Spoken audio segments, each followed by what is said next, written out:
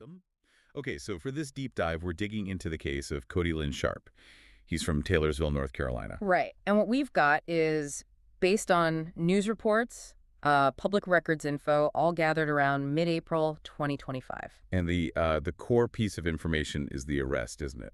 It is 53-year-old Cody Lynn Sharp arrested by the Alexander County Sheriff's Office. That happened around April 14th, 2025. And the charges themselves, pretty staggering. Extremely serious. 11 counts of second-degree sexual exploitation of a minor. Yeah, 11 counts. That's a heavy accusation. Absolutely. And to sort of reinforce that seriousness, the secured bond was set really high. How high are we talking? $1,050,000 secured. Wow. Okay, $1,050,000. That definitely sends a message about, well, the severity and maybe flight risk. Exactly. That kind of number usually reflects both those things. And we know there was an initial court date scheduled. Yeah, the sources we looked at mentioned April 21st, 2025. That was for his first appearance in Alexander County District Court. So the wheels of the legal system were just starting to turn, at least based on that snapshot in time. Mm-hmm. And there's an interesting detail about how it all kicked off. Oh, yeah? What's that? Well, one report mentioned the investigation apparently started because of a tip. A tip from who? From the Internet Crimes Against Children Task Force, ICITI. ICC. Okay.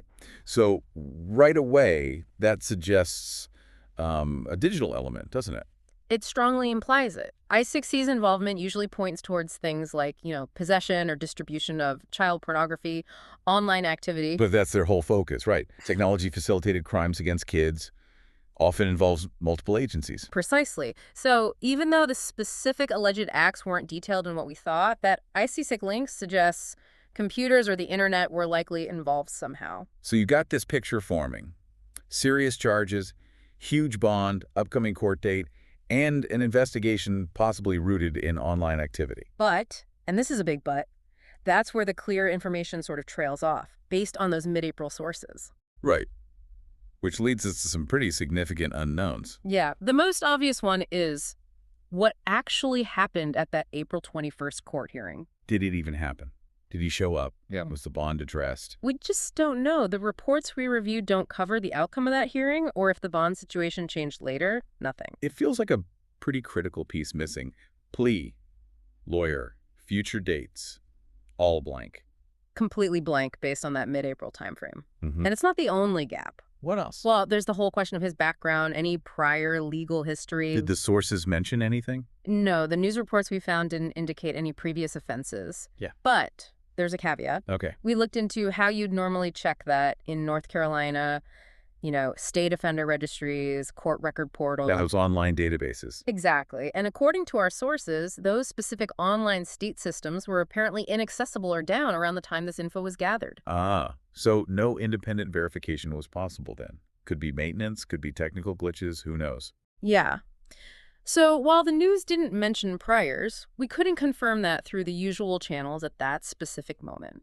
It leaves his past, legally speaking, unclear. And it's not just the legal past, is it? It's also his everyday life. That's the other striking thing. Zero information found about his job, his role in the Taylorsville community, any local connections. Just nothing. Which is a bit unusual, maybe.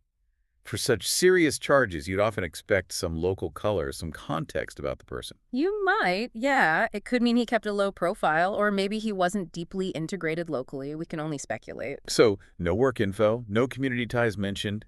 How long he lived there? Also unknown. Oh, unknown from these sources. But we do know one thing for sure about the investigation itself back in mid-April. What's that?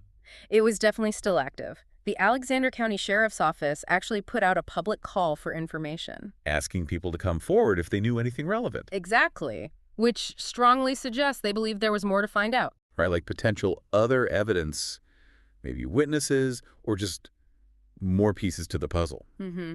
It signals the investigation wasn't considered closed just because an arrest was made.